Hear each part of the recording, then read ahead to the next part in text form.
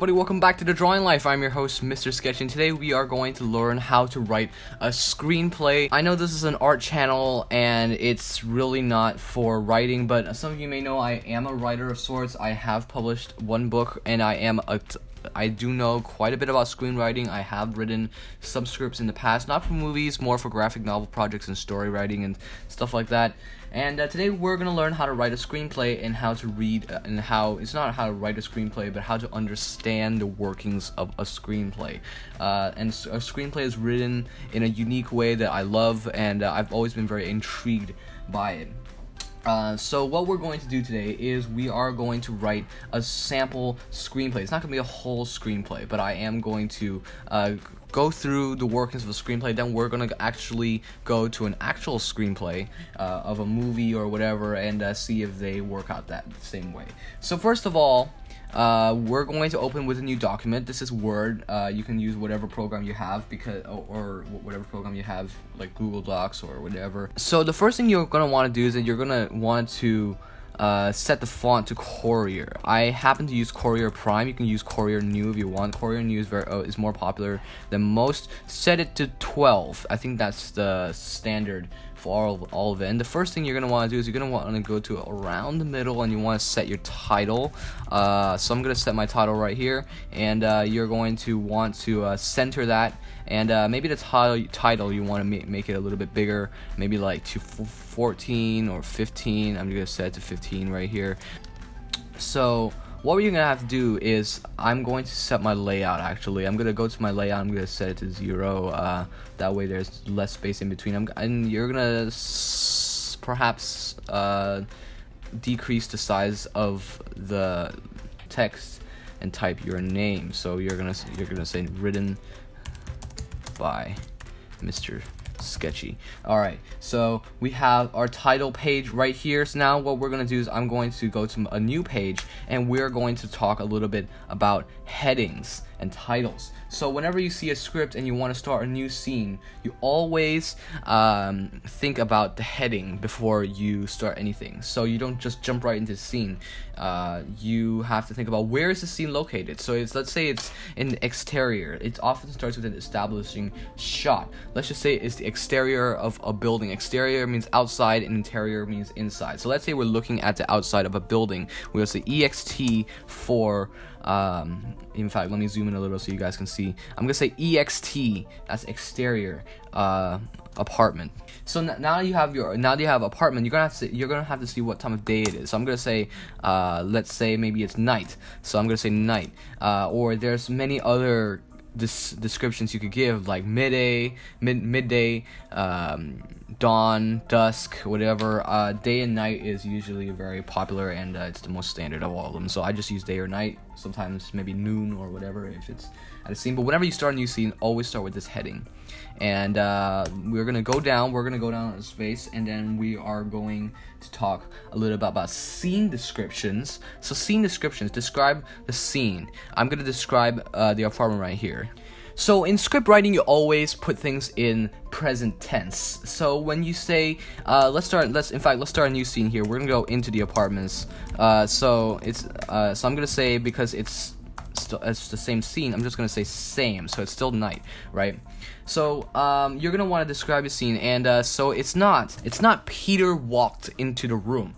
It would be, if you're writing a script, Peter walks into the room. Talking about characters, by the way, whenever you meet a new character, you always put it in caps, and you put certain things in caps as well.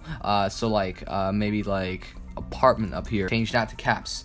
And so like it's whenever you want to emphasize things, I've found that you would put caps onto things, but especially new characters, it's required to put caps onto new characters. So also by the way, talking about characters, dialogue, let's just say Peter walks into the room. Dialogue must be centered, so let's go to the center, and we're gonna write Peter right here. This is the second time we're typing his name, so we don't need to put it in caps. We're gonna say whatever he wants to do, it would say in center. So let's say, boy, it's a beautiful night. That's what he's saying. that's all centered in the it's all in the center, and everything in all the scenes descriptions is going to be on the left side, and it's not going to be centered. So it's going to be aligned on the left, all of the scene descriptions, and all of the dialogue is aligned centered. Alright, so when your character takes a pause but then starts again, let's say this is John. John is looking out the window. John says, "Look at the stars," and you want there to be a little bit of a break maybe, or whatever. Or in a graphic novel, you want it to be 2 speech balloons. You would say this: John continued, but you don't want to type the whole thing, so you're just gonna go apostrophe. So it's like CONT apostrophe D, and you would say, "They're so bright tonight." So that's like a second speech balloon if you want to work on a graphic novel. I am currently working on a graphic novel, so I do a lot of this. This is basically the continued, and then I'm gonna talk a little bit about voices. So let's say voice. There's a person not in the room, but you know their name. So let's say so Adam, he's gonna say something, but we can't see him on the screen or on the page. You would say OS, which is off screen, or on a film you would say OC, because that's off camera, but usually you say off screen. That's the way I do it anyway. It's not really off screen, it's off the page if you do it in graphic novel form. But yeah, if you have a character that's speaking off screen, say, "What are you boys doing out here so late at night?" And then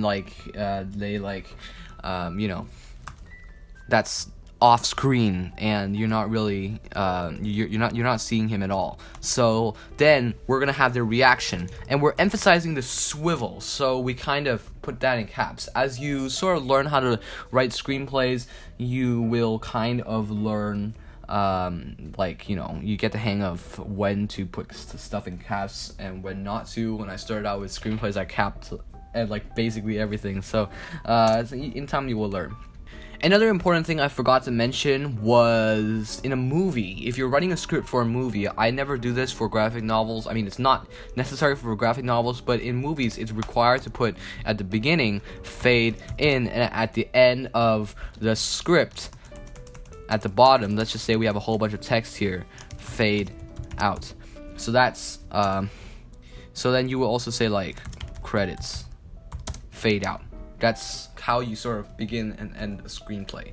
So you would always begin with fade in and fade out. And that's just basically the standards of how you create a screenplay. It's not that complicated. I hope you got some understanding out of it. But now what we can do is we can go to any script and we can open it, and we can see that it's the same format as what I taught you here.